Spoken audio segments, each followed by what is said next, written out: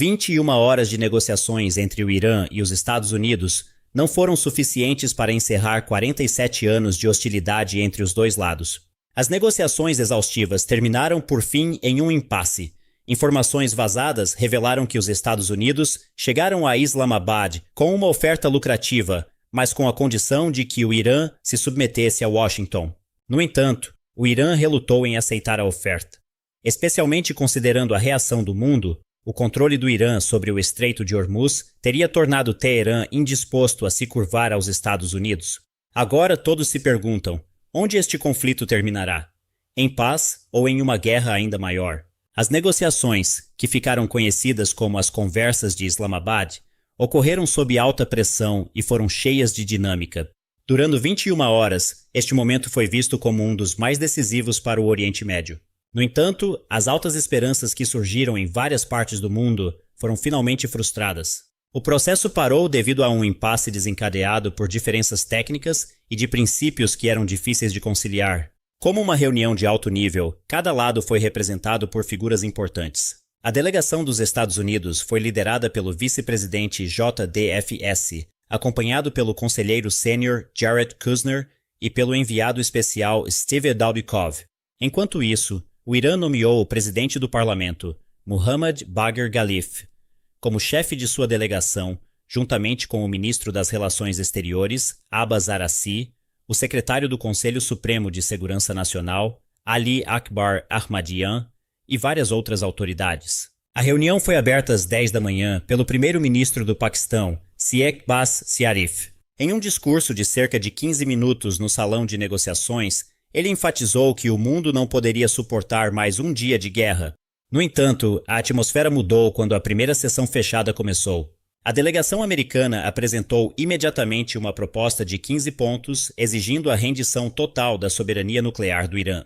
Em resposta, o Irã apresentou um plano de paz de 10 pontos, contendo exigências de compensação financeira por danos à infraestrutura causados pela guerra.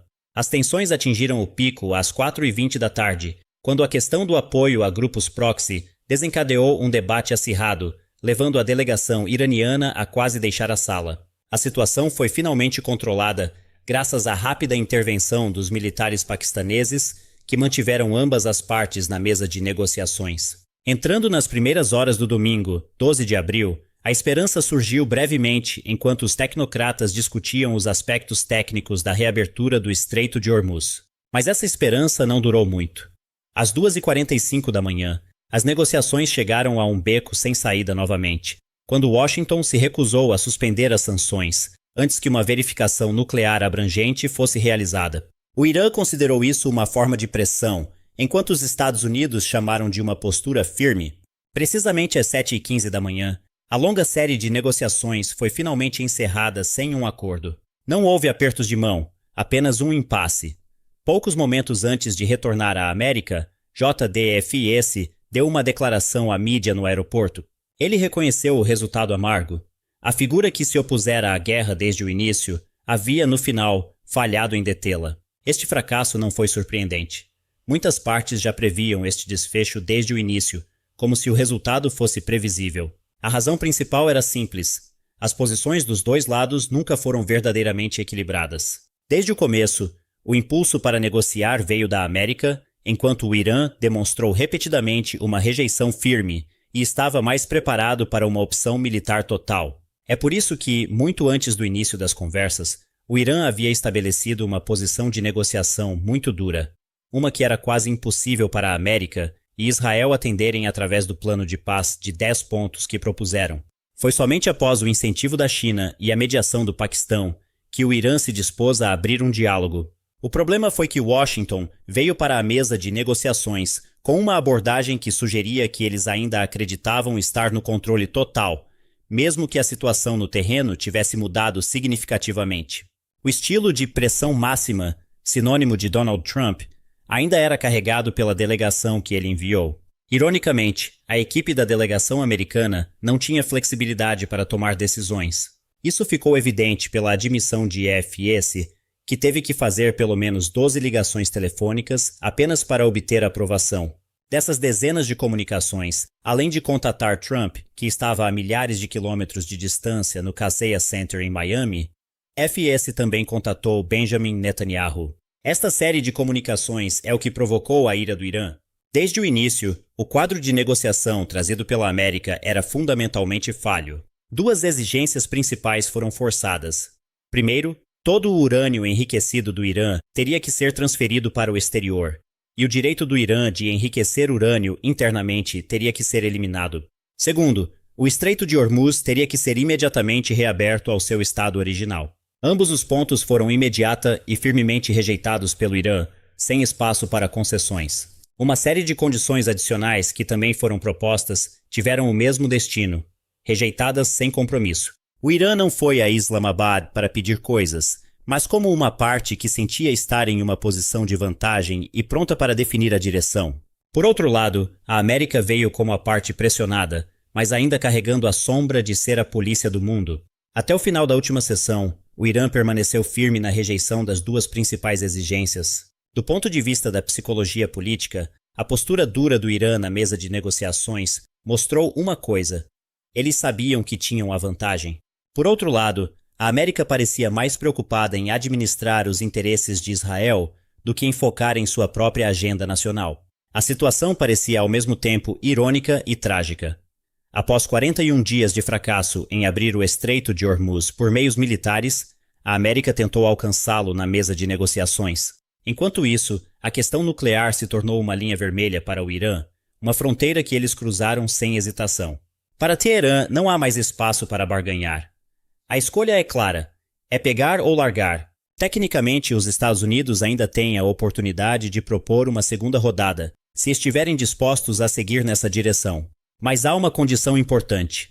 Washington deve deixar de lado seu orgulho, moderar seu ego e perceber que agora eles são a parte que precisa de um acordo de paz.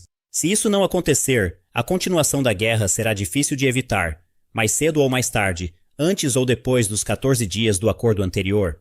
Para o Irã, como afirmado pelo líder supremo MTA Khamenei, uma guerra contínua é uma consequência da salvaguarda dos direitos da nação e da manutenção da unidade na frente de resistência.